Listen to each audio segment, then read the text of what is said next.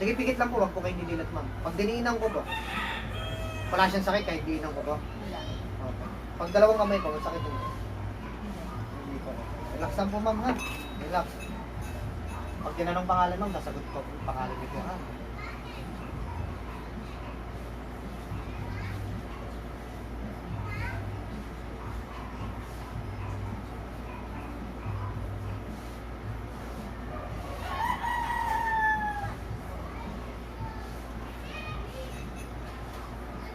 Pangalan mo? Ah. Pangalan mo? Hindi, Ano pangalan mo? hindi ko alam. Hindi alam. O, di ba pag tinanong pangalan, o, confirm po yan, may gumagawa ng sakit. Kaya ayun. Kanina, tinatanong, sumasagot ang pangalan, sabi ko, bakit mo ginagawa ng sakit ng tao na to? Hindi. Ano ang pangalan mo? Hindi mo alam pangalan mo? Ah, Saka kanina, hindi masakit ngayon, masakit na. aray. Taga saan ka? Ano pangalan mo? Hindi ko alam. Hindi mo alam? Ouch. Ah, ah.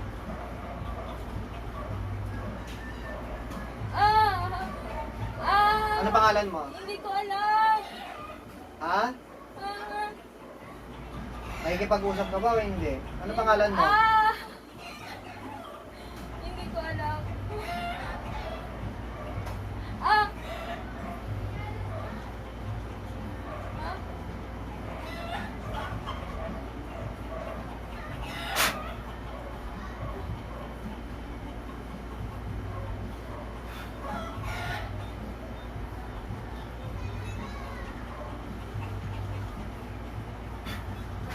Sa uli, ma'am, gising. May naalala ka, ma'am? Na nasasaktan ka, na hindi sinasabi mo, hindi mo alam. Nararamdaman ko yung sakit. Pero may naalala mo yun. Na alam, tinatanong kita ng pangalan mo, sinasabi mo, hindi mo alam. Hindi mo alam ang pangalan. Ikaw ang nagsasalita nun. Oo. Hindi ko na maalala. Oo, hindi po ikaw yun. Iba po yung, ibig sabihin, sinaniban talaga siya. Kinukonfirm ko siya tulad yan. Ngayon, nakadiin pa rin ng ganyan. Hindi na masakit, unlike kanina masakit. So, okay, so may mga masasamang espiritu po kasi na mapalinig lang. So, kaya, ayan, so, tinan nyo, wala nang sakit, kanina masakit. Tsaka, sabi ni ma'am, nararamdaman niya daw yung sakit. Ito na lang yung bumalik na yung kaluluwa niya dahil pinatay ko na lang yung espiritu dahil alam ko namang ayaw makipag-usap at mapandig lang. No? Pero kanina sobrang sakit. Tsaka, hindi alam ni ma'am na sinasagot niya, na sumasagot siya na, hindi ko alam. Kaya ano pangalan mo? Sabi mo, hindi ko alam. Oo. Ilang beses, napakaraming beses po. Oo. So, sinaniban talaga si ma'am. No? Kasi meron talaga mga ganyan, mga mapapindig lang naman sa mga espiritu. Kaya pinatay ko na lang. No? Tsaka kasi siyempre may kasama siyang pamilya, katulad niyo po. Ayoko po kasing isipin niyo na siya yung nasasaktan. No? Pero hindi naman talaga siya yun. No? Kaya kayo, confirm ko, kaya tinatanong ko kung ang tao talagang may sanib o wala. At kung sinasaniban o wala. So, kaya yun, yung pagbalik ng kaluluwa ni ma'am na parang sabi niya, nararamdaman niya yung sakit. Ngayon na lang yan, yung pagbalik ng kaluluwa niya, tinawag ko na kasi ulit. Kasi pinatay ko na yung gumagawa ng sakit. No? Kaya po confirm, kaya hindi kayo gumagaling sa doktor kahit ilang beses kayo nagpa-doktor, 3 beses?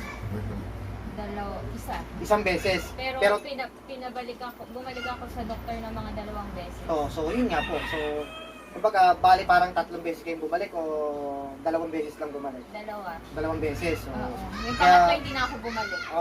kasi naggamot na kayo, ganun pa rin po, hindi gumagaling sa sakit ninyo. Tsaka may sanib po talaga. May sanib talaga, kaya kinukonfirm ko, hindi ko rin tinatanggal para at least makikita nyo po na may sanib talaga, na hindi yung pasyente yung nasasaktan kapag ka meron siyang sakit sa spiritual.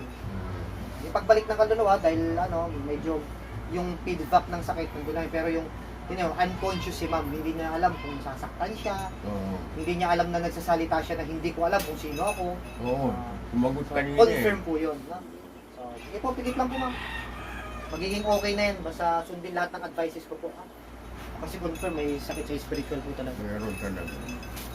Sundin po lahat ng advices ko ma'am ha. Para makawala na kayo sa ganyang karamdaman po. Yung bang hindi na kayo magkakaroon ng ganyang karamdaman po. Sige po. Pakinom po. Nararamdaman ko kay si sir, baka iniisip ni sir, pasyente na hihirapan, nasasaktan.